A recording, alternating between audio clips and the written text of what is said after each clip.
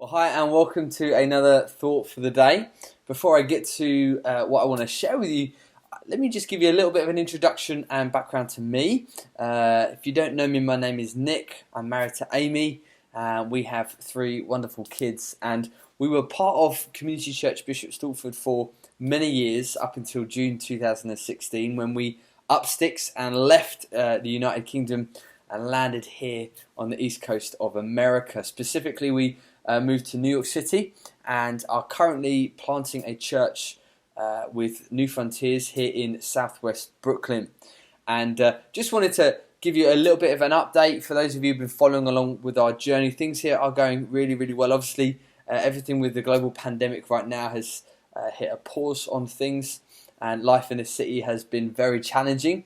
But the journey for us over the last year and a half, 2 years, has been a wonderful one. We've seen God do so much amongst us. We're now a small community of about 30 adults and 20 kids.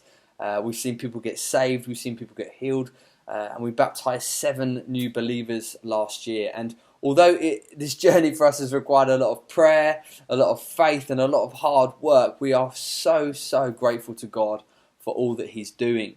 And just wanted to take this opportunity before we jump into the thought for the day to say thank you so much to all of you who have supported us, given to us, whether it be financially or through words of encouragement. People who have come to visit us. You'll have no idea of the impact and effect it has on us to know that we've got hundreds of people supporting us back in the UK and all over the world. It really does mean so much to us, and is so strengthening. And so anyway, onto the thought for the day. What I wanted to share with you today is something that I felt like God's been speaking to me about over the last 2 or 3 weeks. And that is to do with my parenting. You see, one of the changes that we've had to go through as a family in the midst of all this lockdown and global pandemic is that I've suddenly been now working from home. And that has meant that the kids have got to see and experience Dad in work mode. And Dad in work mode is very different from Dad in home mode. You see, when I'm home, I like to engage, I like to be present, I like to get involved in family activities, I like to play with them, I like to have fun with them.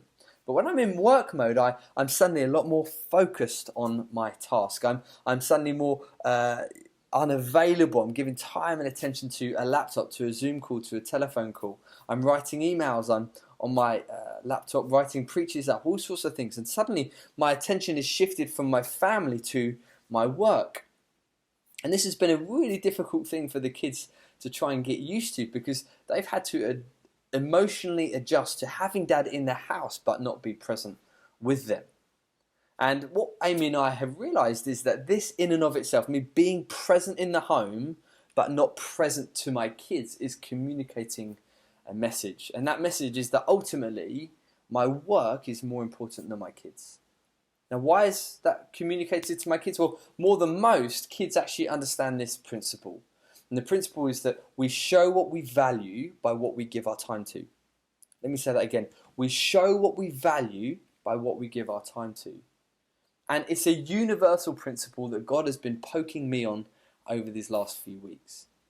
You know, when you look at the life of Jesus, when you take a gospel and you read about him and about how he spent his time, you cannot escape the realization that the thing he valued most was his connection with his heavenly Father.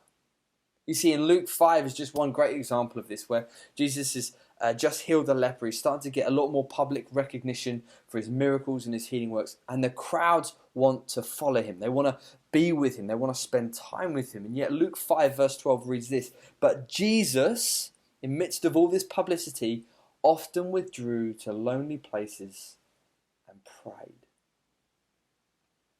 I wonder, if I was to watch your life this week, I wonder what conclusions I would come to about the things that you value.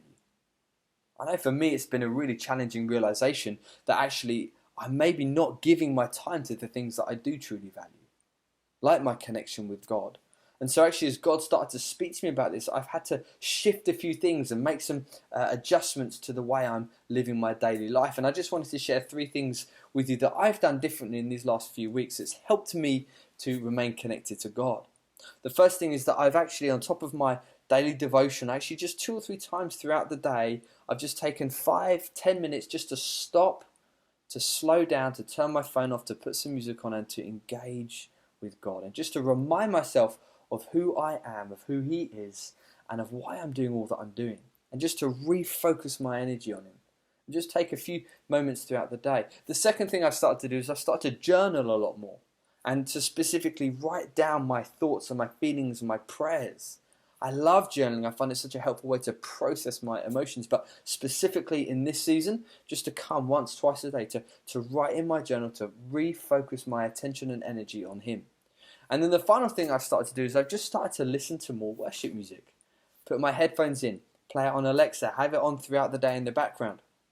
Just to, again, remind myself and lift my gaze to Jesus yet again. In fact, Amy and I have both found ourselves in the evening here. Instead of stopping and watching Netflix when the kids are in bed, we're turning to YouTube and putting on playlists and just listening to worship as we seek to have the presence of God dwell in our midst in the evenings.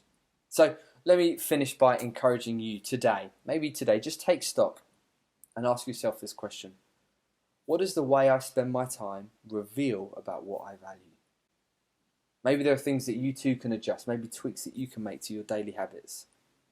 I'm going to be praying for you today that actually God will be speaking to you about how you can spend your time to really show the things that you truly value. Thanks for listening. Stay safe, stay blessed.